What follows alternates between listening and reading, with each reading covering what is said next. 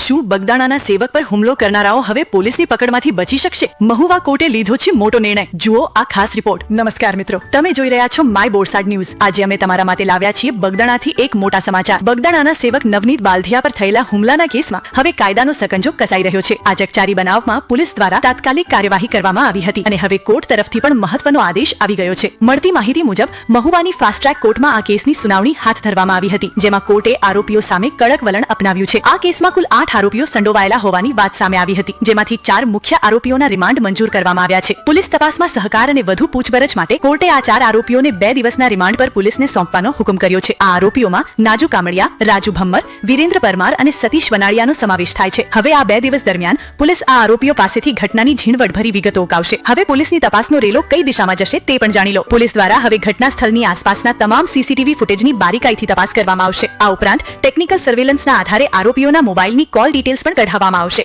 જેથી કોની સાથે સંપર્ક થયો હતો તે જાણી શકાય. ફરિયાદી નવનીત બાલધિયાએ એક ગંભીર આક્ષેપ પણ કર્યો હતો કે જયરાજ આહિરના કહેવાથી આરોપીઓએ આ ઘટનાનો વિડીયો ઉતાર્યો હતો. આ વાતમાં કેટલું સત્ય છે તે જાણવા માટે પોલીસ આરોપીઓના મોબાઈલ ફોન રિકવર કરવા પર ખાસ ભાર મૂકી રહી છે. મોબાઈલ ડેટા અને વિડીયો ક્લિપ્સ આ કેસમાં મહત્વના પુરાવા સાબિત થઈ શકે છે. કાયદો હવે પોતાનું કામ કરી રહ્યો છે અને સત્ય બહાર આવવાની પૂરેપૂરી શક્યતા છે. આ કેસની દરેક પળે-પળની અપડેટ માટે જોડાયેલા રહો અમારી ચેનલ સાથે. જો તમને અમારા સમાચાર સચોટ લાગ્યા હોય તો આ વિડીયોને લાઈક કરો અને તમારી પોતાની ચેનલ માય બોરસાદ ન્યૂઝને સબસ્ક્રાઇબ કરવાનું ભૂલશો નહીં.